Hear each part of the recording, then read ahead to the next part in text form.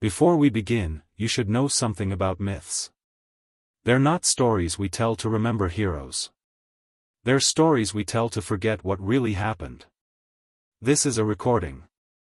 The audio is degraded, warped by time and moisture. The voice belongs to Paul Bunyan. This is Paul Bunyan. If anyone finds this, you need to know what's out here. What I found. What I created. They tell stories about me like I'm some kind of hero. Built America with an axe and a smile. But heroes don't run. And I've been running for 30 years. It's close. God, it knows I'm here. Babe is gone. The forest is. The recording ends there. This tape was found in 1993, sealed in a rusted coffee tin buried 3 feet deep in the Cascade Mountains of Oregon. The tape was wrapped in oilcloth, surrounded by pages torn from a logging ledger dated 1952. The handwriting matched samples from Paul Bunyan's camp records. But Paul Bunyan, according to every official record, every folklore archive, every history book, disappeared in 1947. This is his story. The real one. I spent decades cutting down forests. Built logging camps from Minnesota to California. Carved roads through wilderness that had never seen a human footprint. Never thought one of those forests would try cutting me down. But it did. And what I found in those woods changes everything we thought we knew about the man, the myth, and the monster he became. Let's start with what you think you know. Paul Bunyan. The giant lumberjack. Born in Maine, some say. Others claim Minnesota. The stories say he was so big that when he was born, it took 5 storks to deliver him. They say his footprints created the Great Lakes. They say his blue ox, Babe, could haul entire forests in a single day. They say he logged the entire Dakotas in one winter. They say a lot of things. Here's what the stories don't tell you. Paul Bunyan was real. Not 7 stories tall. Not able to drink a river dry. But real. 6'9".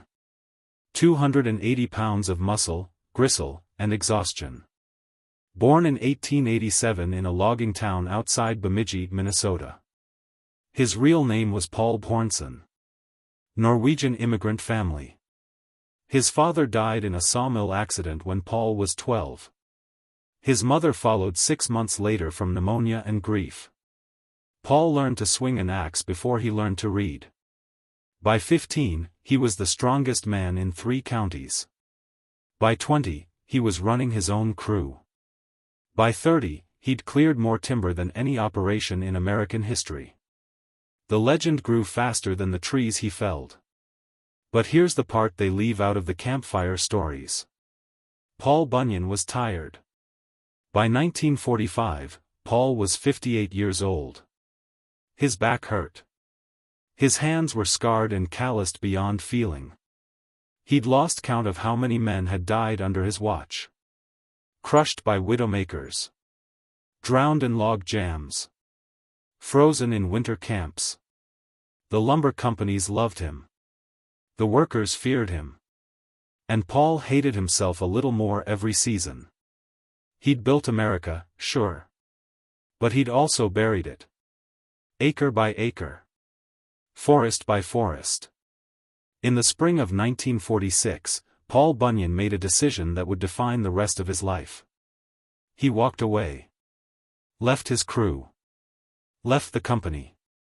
Took his ox, Babe, a blue-gray beast that had been with him since the animal was a calf, and disappeared into the northern wilderness. The newspapers ran stories for a month. Legendary logger vanishes. Paul Bunyan retires to parts unknown. Eventually, the stories stopped. People moved on. The legend remained, frozen in time, forever young and grinning with an axe over his shoulder. But Paul kept moving. He drifted. Canada. Montana. Washington. Oregon. Never staying long. Never using his real name. Just an old man and his ox, trading work for food, sleeping under stars, trying to outrun the weight of 1,000 felled forests. For a year, it almost worked. And then, in October of 1947, Paul Bunyan made a mistake. He went back. Not to Minnesota. Not to the camps. But to a place he'd been avoiding for 23 years. A stretch of wilderness in northern Washington, near the Canadian border. A forest so old, so dense, that even in the height of the logging boom, the companies had left it alone. The locals called it the Coldwater Tract. Paul called it the place where everything started to go wrong. Paul arrived at the edge of the Coldwater Tract on October 11, 1947. The air was cold. The sky was gray. The forest was silent. Too silent. Any man who's spent time in the wilderness knows the sound of a living forest. Birds. Insects. The rustle of small animals in the underbrush. Wind moving through branches. A forest breathes. It hums with life. The Coldwater Tract was holding its breath. Paul noticed it immediately. Babe noticed it too. The ox stopped at the tree line and refused to move forward. Paul had seen Babe pull loads that would break a locomotive. He'd seen the animal wade through blizzards and cross rivers swollen with spring melt. But here, at the edge of this forest, Babe planted her hooves and would not budge. Paul spoke to her the way he always did. Quiet. Calm. Easy, girl. Just need to see something. Won't be long. Babe made a sound Paul had never heard before. Low. Almost mournful. Paul tied her to a birch tree and entered the forest alone. The first thing he saw were the trees. Not fallen. Not cut. Mutilated. Massive Douglas firs, some of them 200 years old, stripped of bark in long, vertical tiers. The wood underneath was gouged, shredded, as if something with claws the size of scythes had raked down the trunks. Paul had seen bears mark territory. He'd seen moose rub antlers against bark. This was different. This was violent.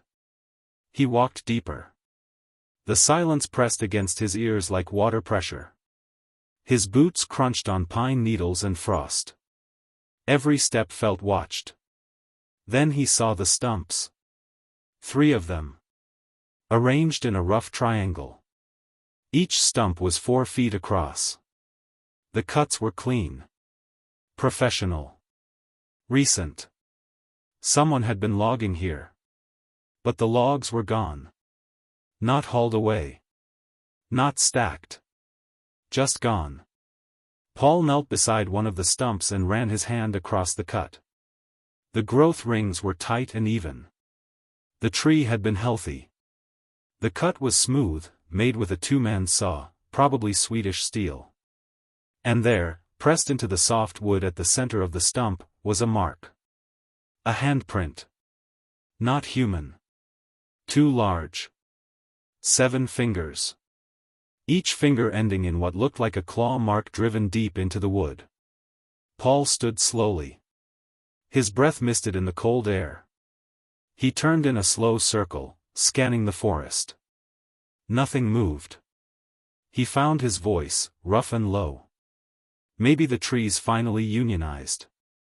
The joke fell flat in the silence. Even he didn't smile. He walked another 100 yards and found the camp. Or what was left of it. 4 canvas tents, collapsed and torn. A cook stove, overturned. Axes and saws scattered across the ground like toys. And everywhere, footprints. Human boot prints, leading into the camp. And something else leading out. Paul crouched beside one of the tracks. It was massive. Longer than his forearm. Wider than his axe blade. 5 toes. Clawed. Pressed so deep into the frozen mud that whatever made it had to weigh close to a ton. The tracks led north, into the densest part of the forest. Paul followed. He moved carefully. Quietly. His hand rested on the handle of the hatchet at his belt. It was a small comfort. Whatever made these tracks, a hatchet wasn't going to stop it. The forest grew darker. The trees closed in. The canopy overhead thickened until only thin streams of gray daylight filtered through. And then he found the first body. It was a man. Or had been. Dressed in logger's wool and canvas. Lying face down in a shallow ravine. Paul climbed down and turned him over. The man's face was frozen in an expression of absolute terror. His eyes were open. His mouth was locked in a scream. But there were no wounds. No blood. No signs of violence. Just fear. Paul checked the man's pockets. A wallet. Inside, a name, Thomas Greer. A union card from a logging outfit out of Bellingham. A photograph of a woman and 2 children. Paul closed the man's eyes and whispered a prayer he hadn't said since childhood. He found 2 more bodies within the next half-mile. Both the same. No wounds. Just terror. By the time the sun started to set, Paul had counted 7 dead men. And he still hadn't seen what killed them. He made it back to Babe just as darkness swallowed the forest. The ox was exactly where he'd left her, shivering despite her thick coat. Paul didn't sleep that night. He sat with his back against a tree, his rifle across his lap, and stared into the dark forest. Somewhere in those trees, something was waiting. And it knew he was there. Paul spent the next 3 days trying to make sense of what he'd found. He rode into the nearest town, a logging community called Timber Ridge, population 93. The town was dying. Half the buildings were boarded up. The mill was silent. The streets were empty except for a few old-timers sitting outside the general store. Paul tied Babe to a post and walked into the store. The man behind the counter was ancient. Liver-spotted hands. Milky eyes. He looked up when Paul entered and his face went pale. "You're him," the old man whispered. Paul said nothing. "You're Paul Bunyan." "I'm just a man looking for answers." The old man shook his head slowly. "You shouldn't have come back here. I need to know what happened to the logging crew in the Coldwater Tract. 7 men dead. No wounds. No explanation." The old man's hands trembled. "They went where they shouldn't have gone. Just like you did. 23 years ago." Paul felt something cold settle in his stomach. "What are you talking about? You don't remember?" The old man's voice was barely a whisper. 1924, you and your crew. You logged the southern edge of the Coldwater Tract. Took out 200 acres in 3 weeks. Fastest clear-cut anyone had ever seen. Paul remembered. Of course he remembered. It had been one of his greatest triumphs. The timber was premium. The pay was spectacular. The company had celebrated him. What about it? You cut down the grandfather tree. The words hung in the air like smoke. Paul's mouth went dry. The what? The natives had a name for it. A Douglas fir, maybe 800 years old. Stood in the dead center of the tract. They said it was sacred. Said it was the heart of the forest. Said cutting it down would wake something that should stay sleeping. Old wives' tales. You cut it down anyway. I was there. I saw you do it. Took you and 3 other men 2 full days. When it fell, the ground shook for 10 seconds. Birds flew out of the forest for an hour. And that night. The old man's voice trailed off. That night what? That night, we heard it. All of us. Something screaming in the forest. Not an animal. Not human. Something else. It went on until dawn. By morning, 3 men from your crew were gone. You called it desertion. Said they'd run off. But we knew. We all knew. Paul's hands clenched into fists. I don't remember any of this. Maybe you didn't want to. Paul left the store without another word. He spent the afternoon in the town's tiny library, which was really just a room in the back of the church. The librarian, a severe woman in her 60s, helped him find what he was looking for. Old newspapers. Logging records. Incident reports. And there it was. October 1924. 3 men from Paul Bunyan's crew reported missing. Search parties found nothing. The disappearances were ruled desertion. The logging continued. Paul found something else too. A journal. Handwritten. Leather-bound. It had belonged to one of the missing men. His name was Henry Caldwell. The journal had been found in 1925, wedged in the roots of a fallen tree, half destroyed by rain and rot. But parts of it were still legible. Paul read in the dim light of the library. The entry started normal. Work logs. Complaints about food. Jokes about other crew members. Then, 3 days after the grandfather tree fell, the tone changed. Something is wrong in the forest. The animals are gone. We hear sounds at night. Movement in the trees. Thomas swears he saw something watching us from the ridgeline. Something tall. Man-shaped but wrong. Paul says we're imagining things. Says we're just spooked. But I know what I saw. 2 days later. It killed Marcus last night. Dragged him out of his tent while we slept. We found his body a mile away. No blood. But his face. God. His face. Paul says it was a bear. But bears don't move like that. Bears don't watch. The final entry, barely legible. We're leaving. Paul can stay if he wants. I'm not dying for lumber. There's something here. Something old. Something angry. It's hunting us. And I think it blames Paul. I think it blames him for. The entry ended there. Paul closed the journal. His hands were shaking. He returned to the forest that night. He didn't know why. Maybe he needed to see it again. Maybe he needed to remember. Maybe he was just tired of running. He built a fire at the edge of the Coldwater tract and waited.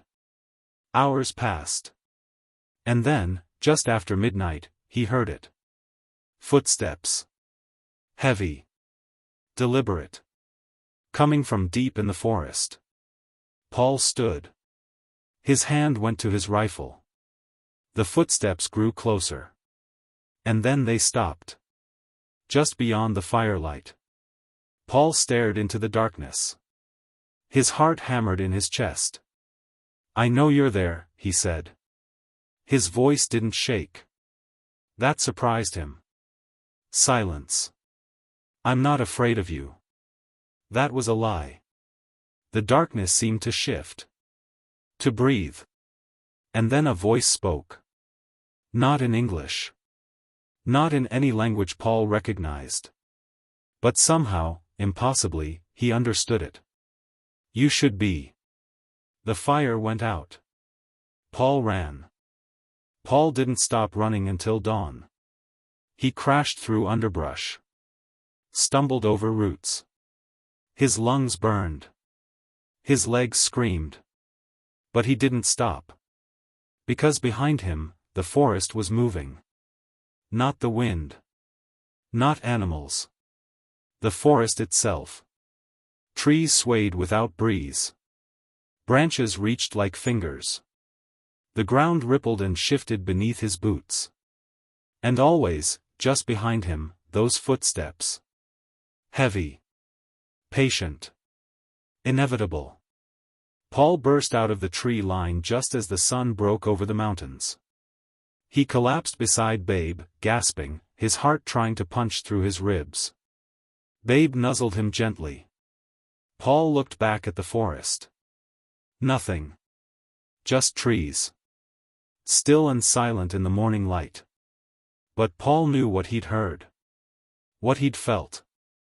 Something in that forest was alive. And it wanted him dead. He needed answers. He rode Babe to the nearest town with a telegraph office. Sent messages to old friends. Historians. Anthropologists. Anyone who might know about the Coldwater Tract. The responses came slowly.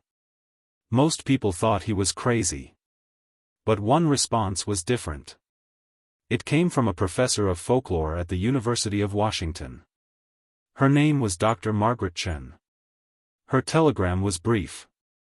Coldwater Tract matches description of Aboriginal protected site. Native legends speak of guardian entity. Tree-bound. Ancient. Contact me immediately. Paul contacted her. They met in a diner in Seattle 3 days later. Dr. Chen was younger than Paul expected. Maybe 40. Sharp eyes behind wire-rimmed glasses. She carried a leather satchel stuffed with papers and photographs. She didn't waste time. You cut down the grandfather tree in 1924. Paul nodded. Do you know what it was? A tree. No. It was a prison. Paul stared at her. Dr. Chen spread papers across the table. Maps. Drawings. Photographs of ancient carvings. The indigenous people of this region, the Lummi and the Nooksack, have stories going back thousands of years. Stories about a creature that came from the mountains. Something that hunted humans. Something that couldn't be killed. Their shamans trapped it.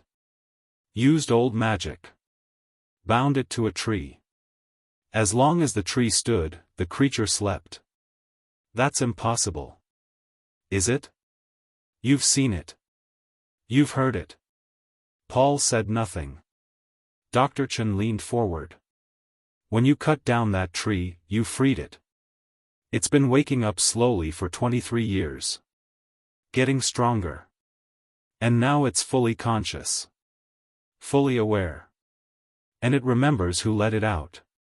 Why hasn't it killed me already? Because it's not just killing you.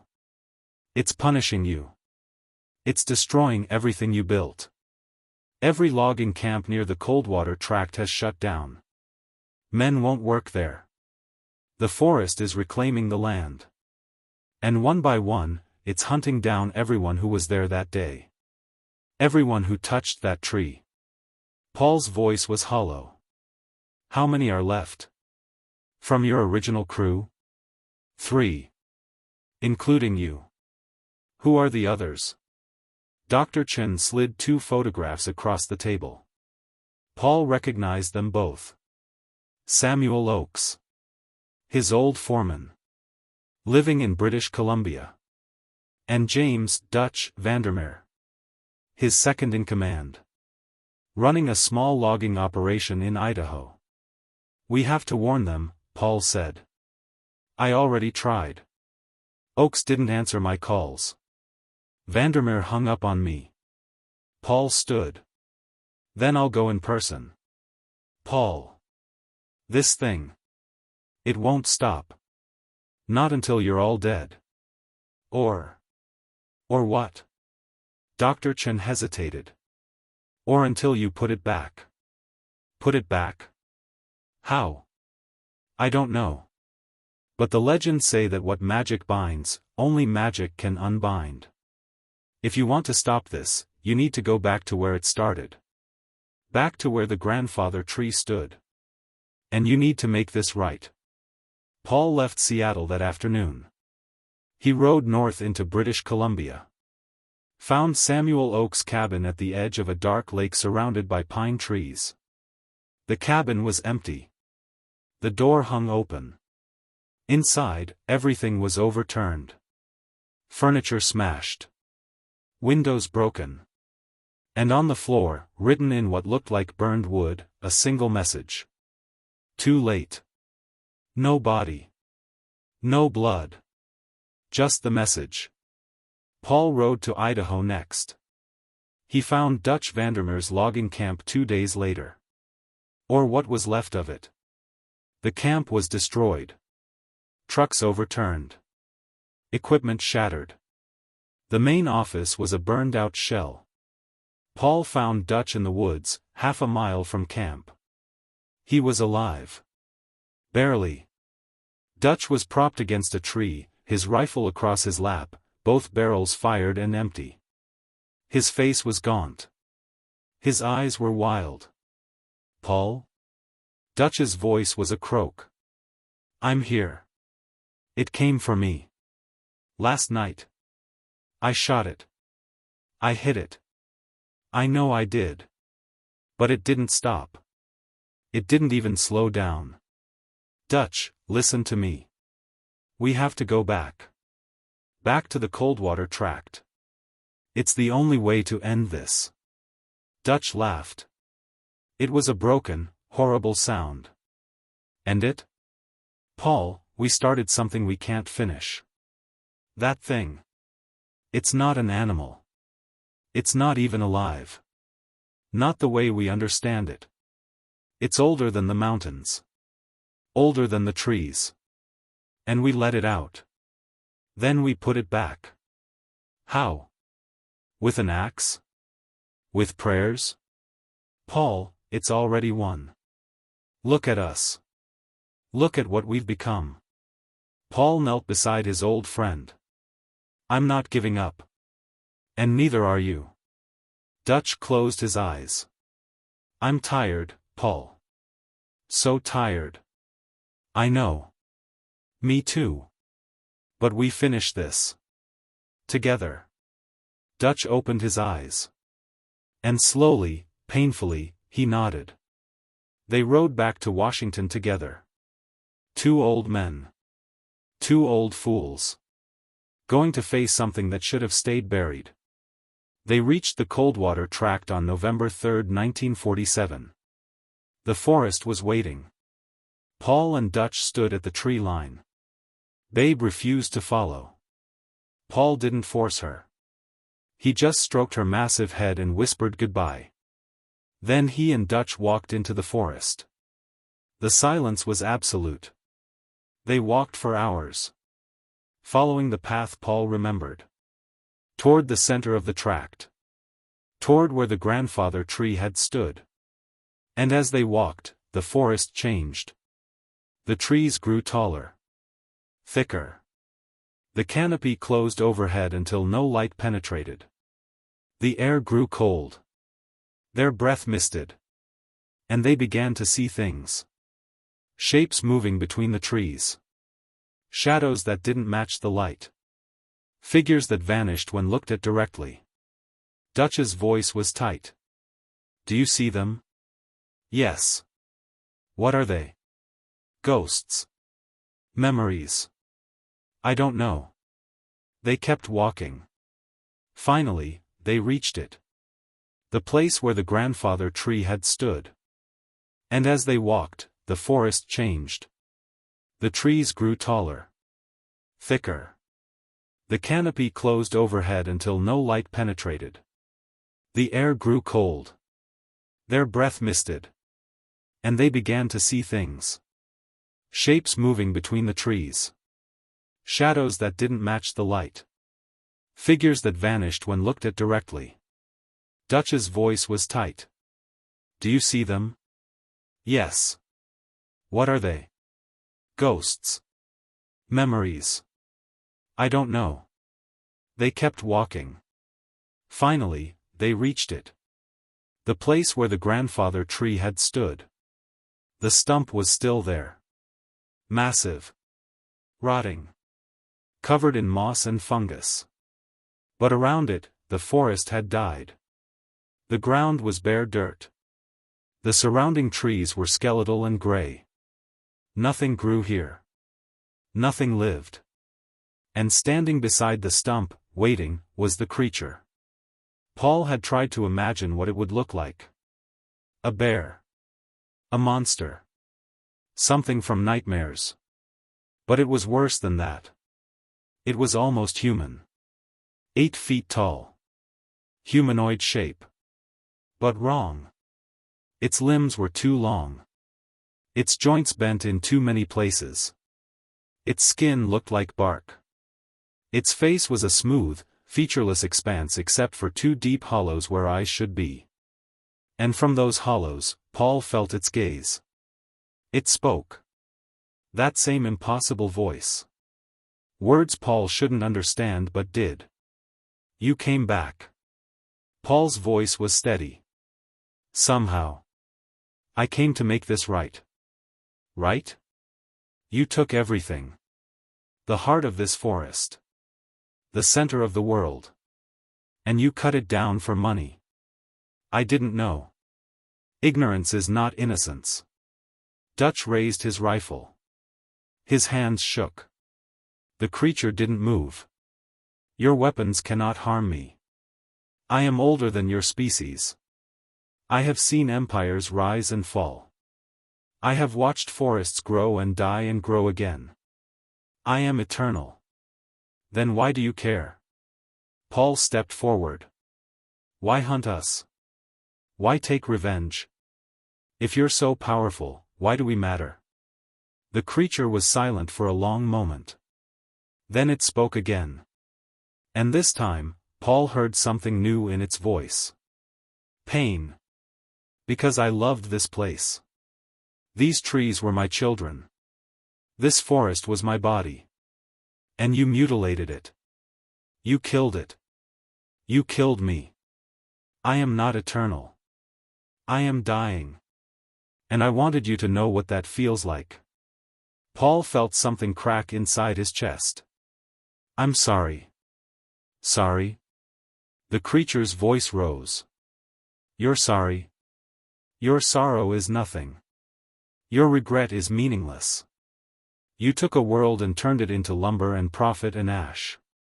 And now you come here, an old man, broken and tired, and you think your apology matters?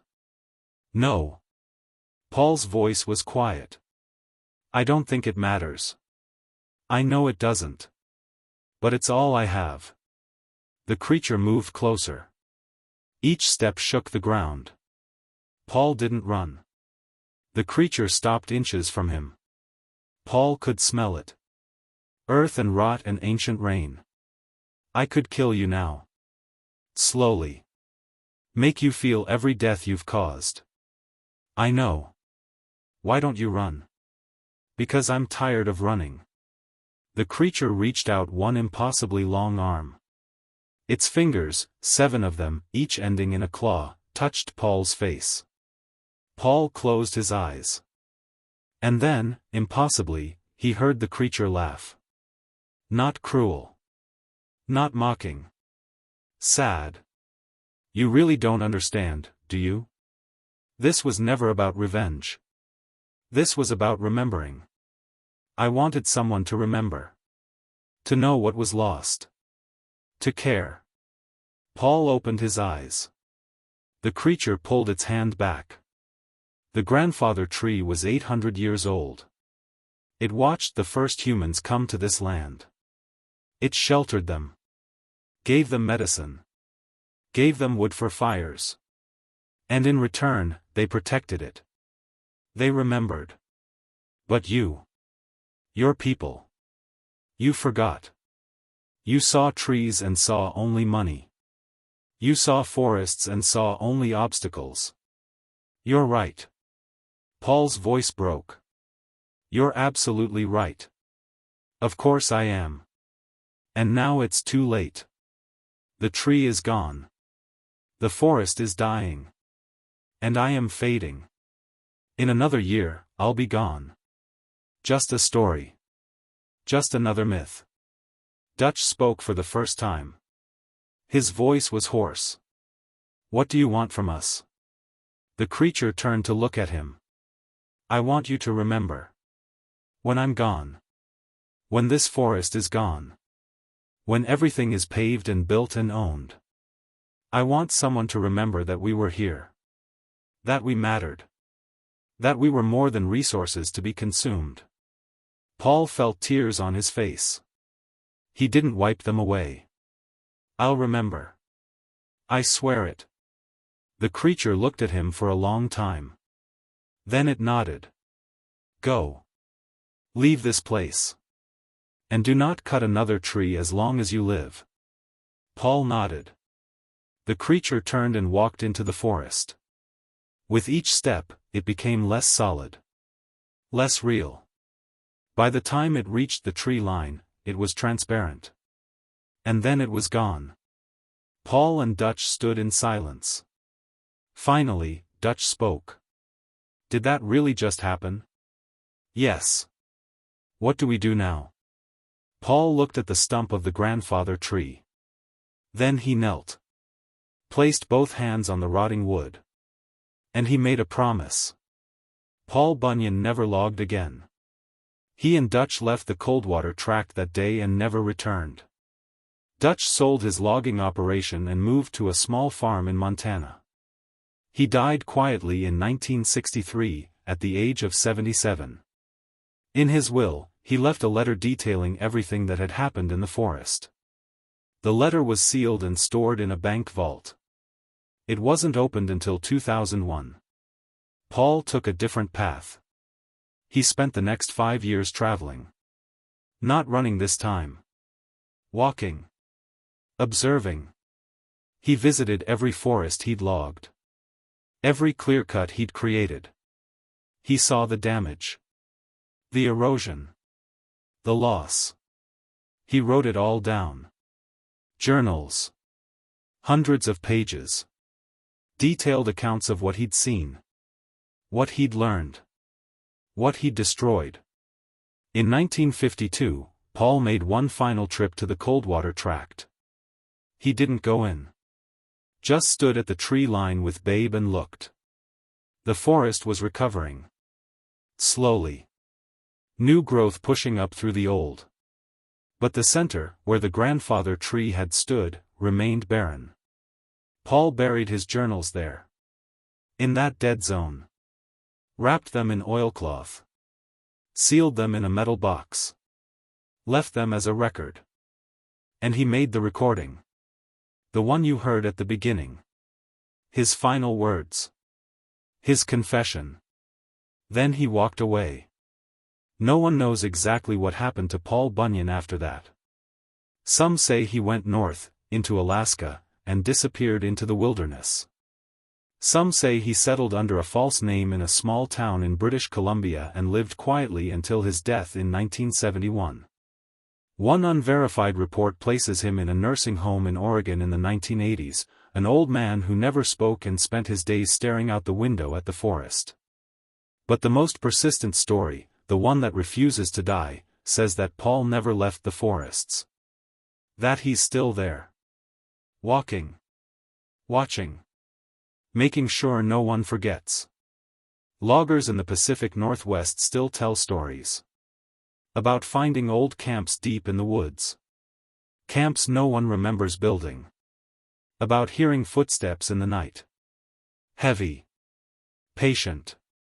About seeing an old man with an ox, standing at the edge of clear cuts, watching with sad eyes. They say if you listen carefully, on quiet nights, you can hear him. Not laughing. Not chopping. Just walking. Just remembering. Guess even giants can't outrun consequences, huh? In 1993, a graduate student named Amanda Torres was conducting research on American folklore in the Cascade Mountains. She was following old logging roads, documenting abandoned camps, when she found something unusual. A clearing. Perfectly circular. Nothing growing in it. And in the center, a metal box. Inside were journals. Audio recordings. Maps. And a letter. The letter was addressed to whoever finds this. It read, "My name is Paul Bunyan. You know the stories. Most of them are lies. This is the truth. I destroyed more than I built. I took more than I gave. I cut down forests that had stood for thousands of years, and I did it without thinking. Without caring. I was told I was building America. But all I built was emptiness. There was something in the forest. Something old. Something that tried to teach me. By the time I learned the lesson, it was too late.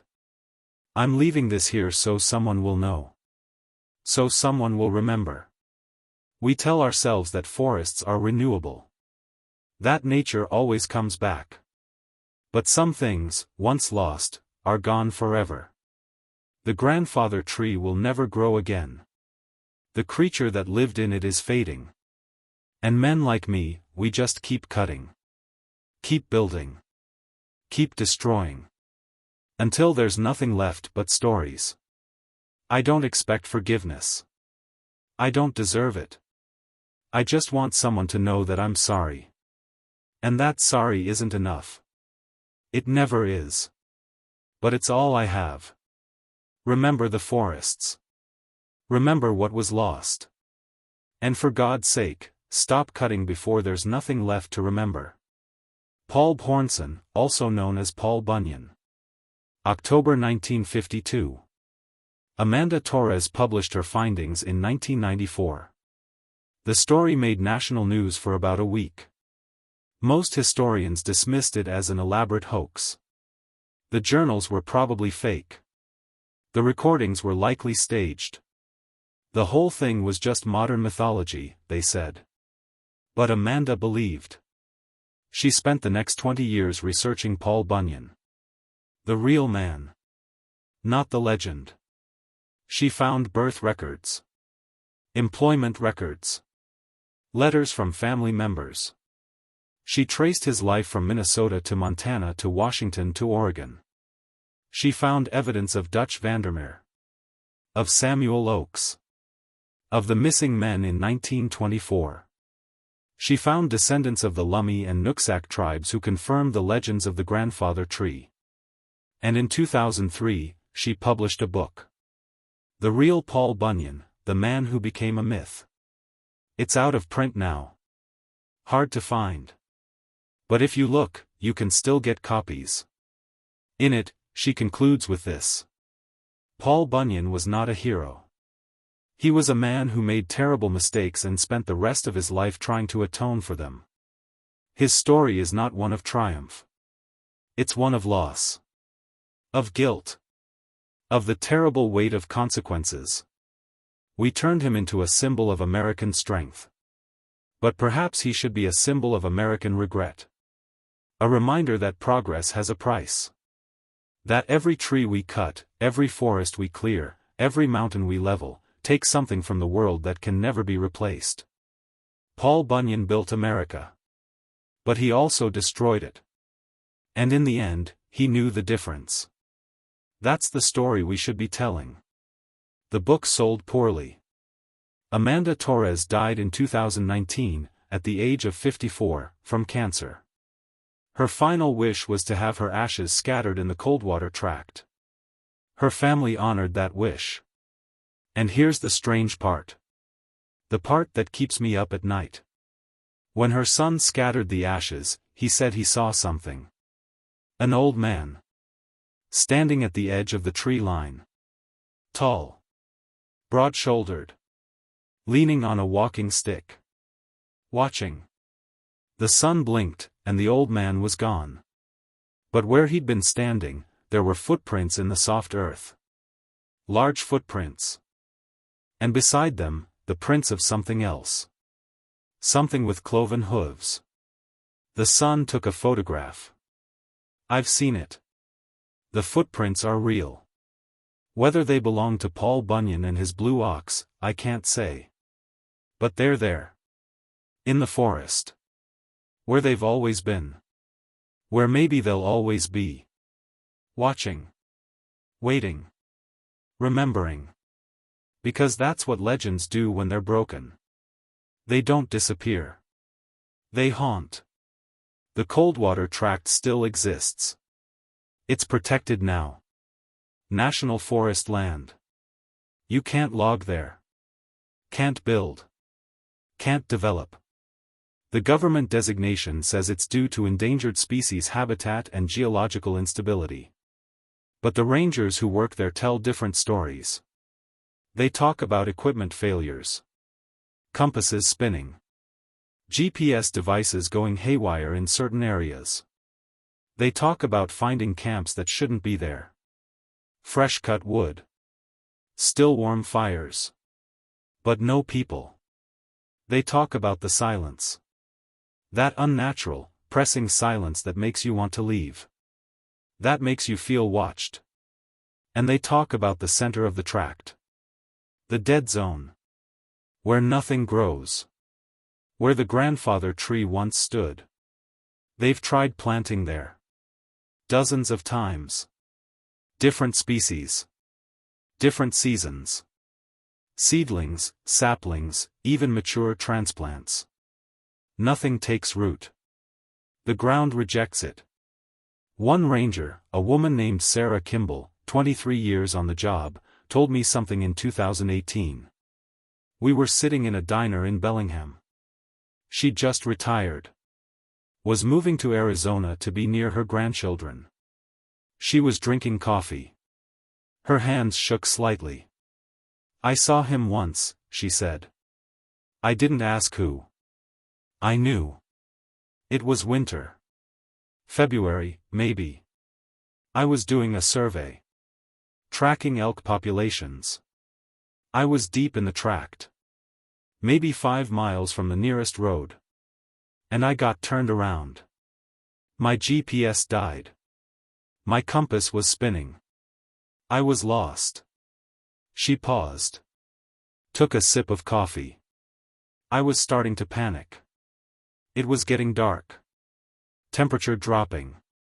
I'm thinking I might have to spend the night out there. And then I see this light. Like a campfire. Through the trees. I head toward it. Figure maybe it's another ranger. Maybe hikers who ignored the warnings. I get close and I see this man.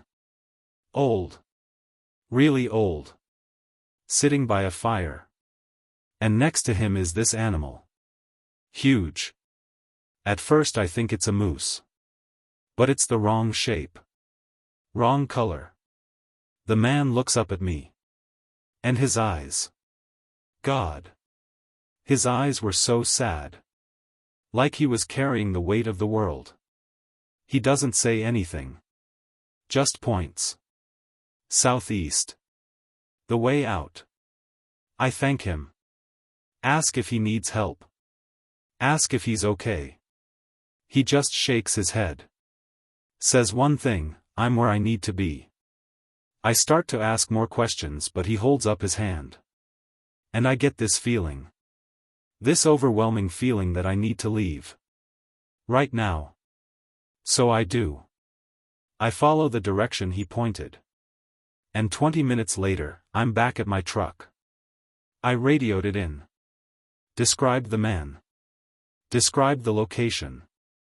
They sent a team out the next morning. They found the campfire. Still warm. But no man.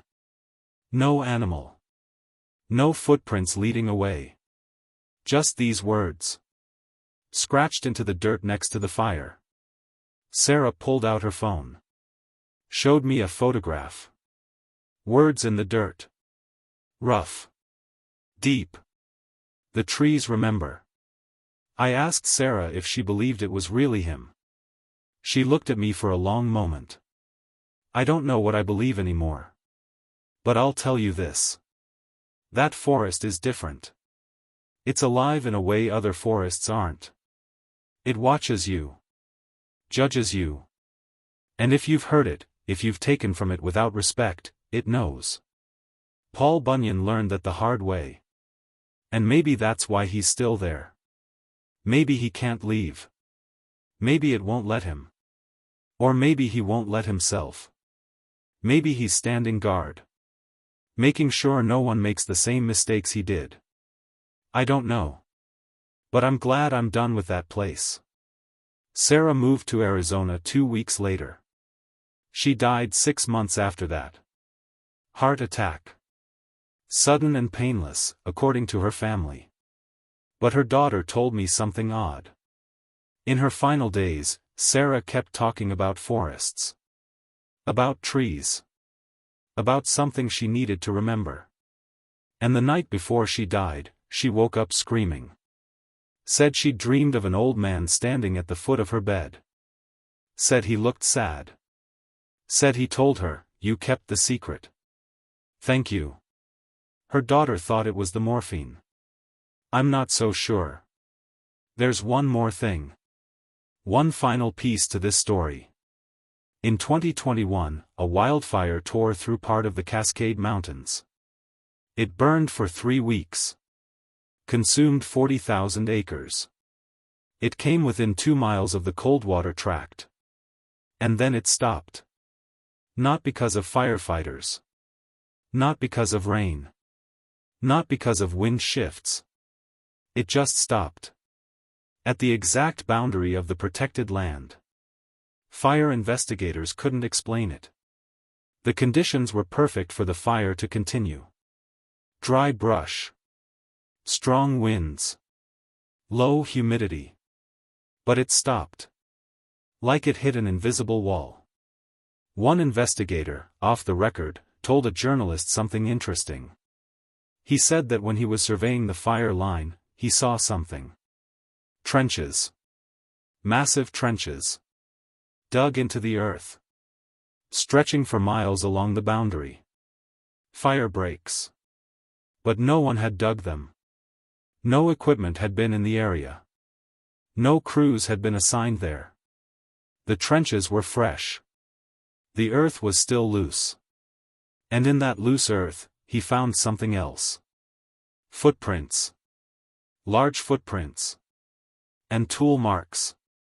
Like someone had been digging. With their hands. He took samples. Sent them to a lab. The analysis came back inconclusive. The soil was disturbed by something. But there was no explanation for how or when. The investigator filed his report. Left out the footprints. Left out the tool marks. Wrote it up as an anomalous containment event. But he knows what he saw. And so do I. Because I've been there. To the Coldwater Tract. I've stood at the boundary. At the place where the fire stopped. I've seen the trenches. And I've seen something else. In the center of the dead zone. Where the grandfather tree once stood. There's something growing. Not a tree. Not yet. But a sapling. Douglas fir. Maybe 3 feet tall. It shouldn't be there. Nothing grows there. Nothing has for 74 years. But it's there. And around it, the ground is different. Softer. Darker. Rich with nutrients. Like someone has been tending it. Caring for it. I didn't touch it. Didn't get too close. But as I stood there, in that silent forest, I felt something. A presence. Not threatening. Not angry. Just watching. And I heard something. Maybe the wind. Maybe my imagination. A voice. Low and tired and infinitely sad. It's growing back. I left the forest that day. Haven't been back. But sometimes, late at night, I think about that sapling. Wonder if it's still there. Wonder if it's growing. Wonder who's protecting it. And I think about Paul Bunyan. The real one. Not the legend with the bright smile and the impossible strength. But the man who made terrible mistakes. Who cut down something sacred. Who spent the rest of his life trying to make it right. Who's maybe still trying. Still watching. Still remembering. Because that's the real story of Paul Bunyan. Not a tale of triumph. But a tragedy of consequences. A reminder that everything we take from the world, we eventually have to answer for. And some debts can never be fully paid. Only honored. Only remembered. Only protected, tree by tree, day by day, for as long as we have left.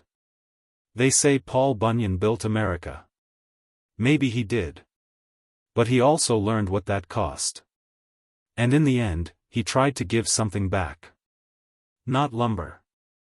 Not profit. Not progress. Just one small act of care. One sapling. Growing in the dark.